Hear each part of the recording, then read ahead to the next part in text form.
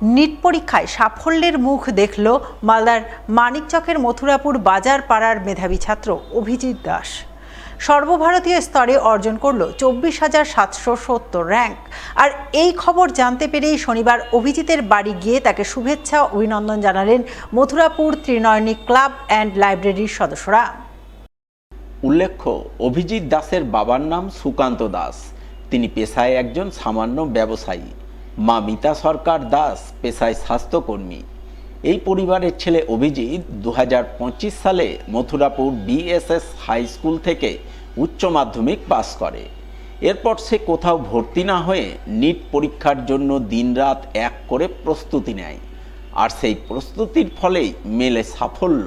2026 সালের নিট পরীক্ষায় 720-র মধ্যে 568 নম্বর পেয়ে সর্বভারতীয় স্তরে 24,770 র্যাঙ্ক করে, যার দৌলতে সে আগামী দিনে ডাক্তারি পড়ার সুযোগ পেতে চলেছে। তাই অভিজিতের এই সাফল্যের কথা জানতে পেরে শনিবার তার বাড়ি গিয়ে তাকে সংবর্ধনা জ্ঞাপন করেন মথুরাপুর ত্রিনয়নী ক্লাব অ্যান্ড লাইব্রেরির সদস্যরা। ক্লাব সভাপতি চিন্ময় মণ্ডল সহ অন্যান্যরা মিলে অভিজিতের গলায় উত্তরীয় ও ফুলের মালা পরিয়ে হাতে পুষ্পস্তবক তুলে দিয়ে তাকে শুভেচ্ছা অভিনন্দন জানান। আগামী দিনে তার আরও উজ্জ্বল ভবিষ্যৎ কামনা করেন। আমরা যে খবর পেয়েছিলাম যে আমাদের ভাই নিট পরীক্ষা আছে, নিট পরীক্ষা তাতে সুন্দর র্যাঙ্ক করেছে, তা থাকতে পারলাম না। ক্লাবের পক্ষ থেকে সে সবাই মিলে একটা সম্বর্ধনা দেওয়ার চেষ্টা করলাম এবং দিলাম। কোন ক্লাবের পক্ষ থেকে এবং কীভাবে সম্বর্ধনা? টিমের পক্ষ থেকে সম্বর্ধনা দিলাম। আর যে সময়টা আমাদের মথুরাপুর বলে আমাদের গ্রামগঞ্জ এলাকা থেকে আমাদের শিক্ষাটা হারিয়েছিল, সেই জায়গা থেকে আমাদের এই ভাইটি সুনাম করেছে এবং নতুন করে সবাইকে এই জেনারেশনকে অনুপ্রাণিত করেছে। তার জন্য ক্লাব থেকে এসেছি আমরা সম্বোধন দিলাম। আমরা বিভিন্ন ধরনের মিষ্টি মুখ করলাম এবং ফুলের তোলা দিয়ে ছোটোখাটো কিছু গিয়ে দিয়ে আমরা তাকে সম্বোধন দিলাম। সবচেয়ে বেশি আশীর্বাদটা দিয়েছি, সবাই মিলে আশীর্বাদ করছি ক্লাবের পক্ষ থেকে, মায়ের পক্ষ থেকে আশীর্বাদ দিচ্ছি আরও যেন বড় ডাক্তার হয় এবং জীবনে সফল হয়। মানে রানিং ইয়ারে একবার দিয়েছিলাম 12-এর পরে, তখন অত ভালো করে প্রিপারেশন হয়নি। 3 মাসের মধ্যে পুরো সিলেবাস করতে হতো 11-12।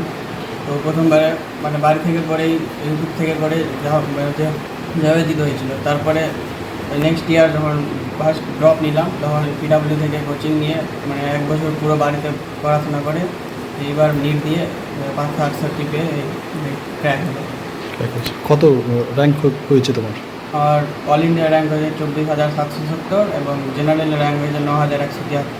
আচ্ছা, কীরকম পড়াশোনা সে? পড়াশোনা মানে এই কোচিংয়ের সকালে 8:30 থেকে শুরু হতো, ওই 8:30 থেকে 3:30 অবধি ক্লাস হতো। তারপরে একটু ঘুমানোর পরে তারপরে আবার পড়াশোনা শুরু হয়ে যেত, মানে নিজে থেকেই সম্পূর্ণ। আচ্ছা, আর বাকি তো অনলাইন টিচারের মানে ডাক্তার কার উপর ডাক্তার হতে চাও? কিছু একটা তোমার স্পেসিফিক কিছু আছে?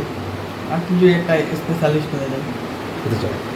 তোমার স্বপ্ন আছে যে গ্রাম থেকে এত একটা ছোট্ট একটা গ্রাম থেকে তুমি পেলে গ্রামের মানুষদের সেবা করবে বা কীরকম ইচ্ছা আছে? কী বলবো গ্রাম রয়েছে তোমার, যাতে আরও ভালো করে পড়ে ভালো বড় ডাক্তার হয়ে আমাদের গ্রামের মথুরাপুরের এবং গোটা ভারতবর্ষের মধ্যে ভালো নাম করে সবাইকে পরিষেবা দিতে পারি। খেলনা জিনিস দিয়ে সৃজনশীল নান্দনিক শিল্পকলা তৈরির ক্ষেত্রে শিশুদের দক্ষ করে তুলতে বিশেষ উদ্যোগ গ্রহণ করলেন মালদা শহরের ললিত মোহন শ্যামমোহিনী প্রাথমিক বিদ্যালয় কর্তৃপক্ষ। উদ্যোগের অঙ্গ হিসাবে শনিবার বিদ্যালয় প্রাঙ্গণে আয়োজন করলেন এক সৃজনশীল কর্মশালায় শিশুদের বজ্র থেকে সম্পদ তৈরি, ব্যবহারিক সামগ্রী তৈরি, রঙিন মুখোশ নির্মাণ সহ বিভিন্ন শিল্পকলা ও হস্তশিল্প সামগ্রী তৈরির প্রশিক্ষণ প্রদান করেন। এই প্রসঙ্গে ললিত মোহন শ্যামমোহিনী প্রাথমিক বিদ্যালয়ের সহশিক্ষক পার্থ প্রধান জানান, বর্তমানে শিশুরা মোবাইল কিংবা টিভিতে আসক্ত হয়ে পড়ায় নান্দনিক চিন্তাভাবনা হারিয়ে ফেলছে। তাই তাদের মধ্যে নান্দনিক চিন্তার উন্মেষ ঘটাতে খেলনার জিনিস থেকে সৃজনশীল শিল্পকলা ও হস্তশিল্প সামগ্রী তৈরির প্রশিক্ষণ প্রদানের কর্মশালা আয়োজন করেছেন। এই কর্মশালাকে ঘিরে শিশুদের মধ্যে ব্যাপক উৎসাহ উদ্দীপনা রয়েছে। তারা খুশি খুশি মনে খেলনার জিনিস থেকে নানান নান্দনিক শিল্পকলা তৈরি করছে।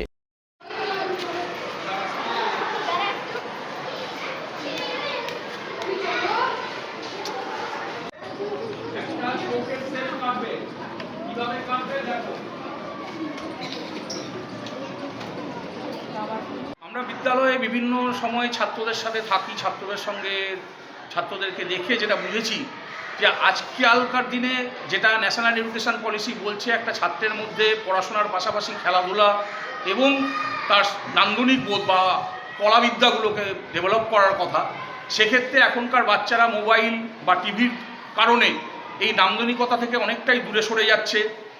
বিভিন্ন জায়গায় তারা ভিডিও গেম খেলা বা অন্যান্য জায়গা থেকে তাদের একটা মাইন্ড ডাইভার্ট হওয়ার জায়গা চলে আসছে এবং বিভিন্ন খারাপ কাজেও তারা বিভিন্ন সময় নিয়োজিত হয়ে যাচ্ছে। সেখান থেকে এই ধরনের যে কাজগুলো আমরা করাচ্ছি স্কুলের তরফ থেকে, তাতে আমরা চেষ্টা করছি এই বাচ্চাগুলোর মধ্যে যেন সেই নান্দনিকতা বোধ ফিরে আসে, সেই সৃজনশীল ক্ষমতা তাদের মধ্যে যেন তৈরি হয় নতুন নতুন করে। বিভিন্ন ফেলে দেওয়া জিনিস থেকে আজকে ধন্যবাদ বিবেক দাস স্যারকে, উনি আমাদের মধ্যে এসে আমাদের বাচ্চাদেরকে এত সুন্দর একটা কর্মশালা যোগদান করানোর জন্য। উনি দেখালেন কীভাবে ফেলে দেওয়া জিনিস থেকে বাচ্চারা ছোট সুন্দর সুন্দর জিনিস তৈরি করতে পারে। এ থেকে তাদের অবশ্যই পড়াশোনার পাশাপাশি ব্রেন ডেভেলপমেন্টের যে জায়গাটা সেটা তৈরি হবে। আমরা এই কারণেই স্কুলের তরফ থেকে এই ধরনের ওয়ার্কশপ শুরু করেছি। আগামী দিনে আমরা আরও বিভিন্ন কলার দিকগুলোতে ওয়ার্কশপ চালু করার চিন্তাভাবনা করছি বাচ্চাদের কথা ভেবে।